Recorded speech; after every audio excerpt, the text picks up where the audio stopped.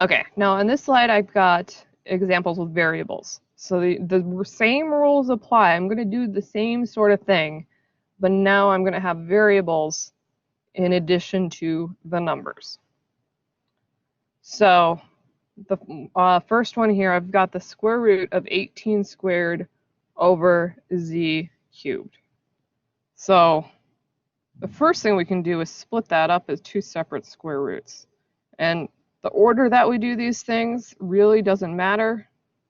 So that's what makes learning these so difficult for people, because the order actually, things can be done in multiple different orders, and it's hard to really say, you know, which one is better than the other, because it sort of depends on the situation. But if you want, you can just always split that fraction up first. So immediately, the square root of something squared, that's going to cancel out, and I'm going to just be left with 18 on top. The z cubed, I'm going to do the same sort of trick that I did before with the 2 to the 4th. But in this case, because it's a square root, I want to have an exponent that's divisible by 2. So square root of 18 squared is going to be 18. And then inside the square root, I'm going to rewrite this as z squared times z to the 1st power. Because if you simplify that, 2 plus 1 gives you 3.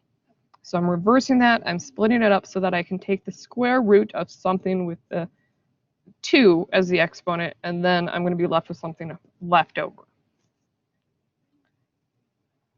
So I have 18, and then I'm going to be taking the square root of this z squared, so that's going to be a z, and then I'm left with my square root of z.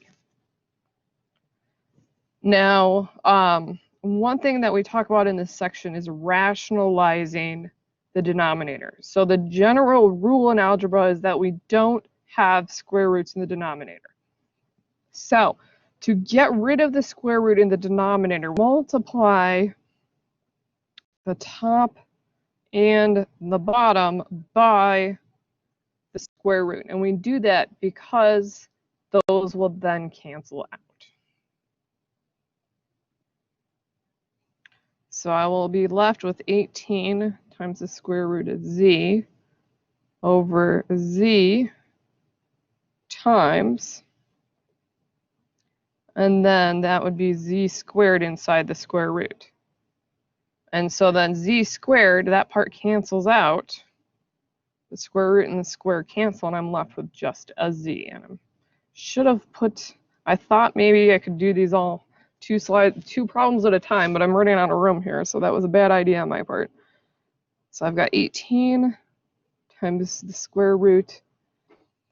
Going back to what I have, okay, so I've got 18 times the square root of z over z times z, which is then going to be 18 square root of z over z squared. And I always put a line through my z's so they don't look like 2's. So that's considered simplified, even though it doesn't look simplified. But we're basically, simplified means try to pull everything that you can outside of the square root. Or if you have a cubed root, trying to pull everything out of a cubed root.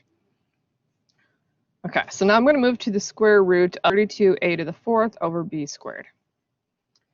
So 32, that is 2 to the 5th. Actually, I know what that one is. I don't need to do prime factorization on that one.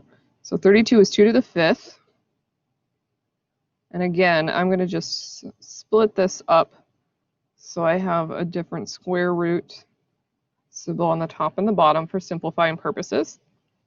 And then I've got a to the 4th, and then b squared. And each of those are in the square root. So square root and squares cancel, so that denominator is going to just be left with b, because those are going to cancel out. Now on the top, I have 2 to the 5th, and I need to get something that's divisible by 2. So because this is a square root, and I'm going to indicate that by that little 2 there. Basically, in order to cancel it out, I was doing everything in powers of 2. But this actually translates to anything that's divisible by 2. So like a to the 4th, I can take the square root of, because that 4 is divisible by 2. So 2 to the 5th, I want to rewrite it as something that can be divided by 2 and then whatever's left over. And you want to try to do the highest one. So I'm going to rewrite that as 2 to the 4th times 2 to the 1, because 2 to the 4th I can then cancel out. So I'm going to have my square root, 2 to the 4th, and actually I'm going to make each of these separate square roots just to make it a little bit easier there to see what we're taking the square roots of. And then the square root of b squared, that's going to be b. So if it has an even power, these are all divisible by 2, so I can simplify those. And then basically what happens is you divide the power by 2, because 2 is the root. So 4 divided by 2 is 2, so I'm going to be left with 2 to the 2nd power. And then I have my square root of 2, which I'm going to actually stick at the end. And then a to the 4th, I divide that power by 2, which is going to give me a squared over b. So if it's a square root, you want to have even powers for your exponent, because that allows you to cancel it out. And what you do is you divide the exponent by 2, because it's a square root. And then you're going to be at your exponent when it leaves the radical symbol. And then to simplify this further, that gives us 4a squared times the square root of 2 over b. Okay, so now I have something that's the 4th root. And if it's a 4th root, that means we want to have all exponents divisible by 4, if possible. So you want it to be divisible by whatever number is outside there. 3, I cannot take the 4th root of that, because the exponent is 1. 1 is not divisible by 4. X to the 4th, that one I can simplify. And then y squared is not actually divisible by 4. So that one I cannot simplify either. So I'm going to start by rewriting these just separately.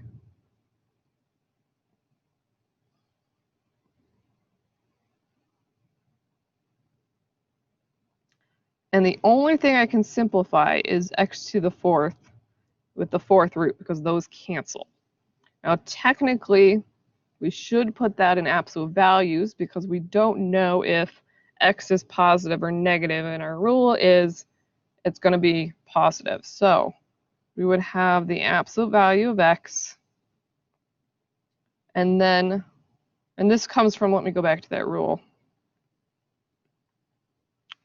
and then zoom in.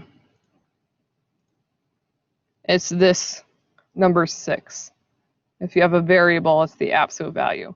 Now most of the time we assume it's going to be the positive one, but I'm going to just show those absolute values for now. Okay, then I have my 4th root of 3, and I can combine that with the 4th root of y squared, because those can't be simplified. And then usually we assume we're going to have the positive, and so we will leave off the absolute values, and we can write this as x, and then the 4th root of 3y squared.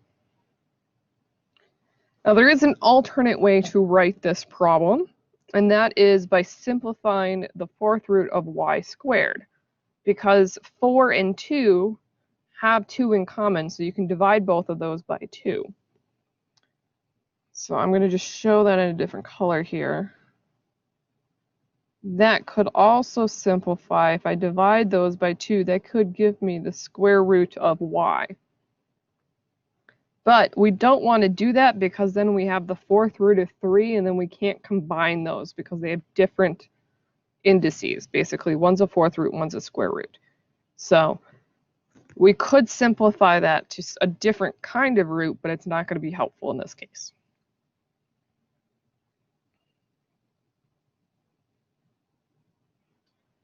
Okay, now I'm going to move to the fifth root here. So I've got 160. That one I don't have my prime factorization memorized. So I always do a factor tree. So I know that's 16 times 10. And I know that 16 is going to be 2 to the 4th. We'll just go straight there. And then I got 2 times 5. So I've got fifth root, 2 to the 4th times 2. And actually I'm going to combine those as 2 to the 5th times 5. And that's the 160. And then I have x to the 8th, z to the 4. So for fifth root, I want my exponents to be divisible by 5. So far, the only thing that's divisible by 5 is 2 to the 5th. The x to the 8th, I can split that up so I have something that's divisible by 5. The z to the 4th, I can't, because I would need one more to get z to the 5th. I can't split 4 up to get something that I can divide by 5. So I'm going to rewrite this. I've got 2 to the 5th times 5. Now x to the 8th, I'm going to have an x to the 5. And then that gives me 3 left over, because 5 plus 3 is 8. And then I have my z to the 4th. So I'm trying to split things up so that I can divide the exponent by 5 to take it out of the square root, or the fifth root, sorry. So I've got my 2 to the 5th here, and the x to the 5th. Those are the only things that I can simplify and remove from the radical, from the root symbol. So the fifth root of 2 to the 5th, those will cancel, and I'm left with 2.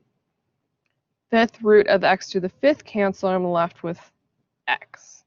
If you think about you're dividing the exponent by the root, both of those would leave you with 1. So there's just 1 left. And then everything left, I can't simplify further.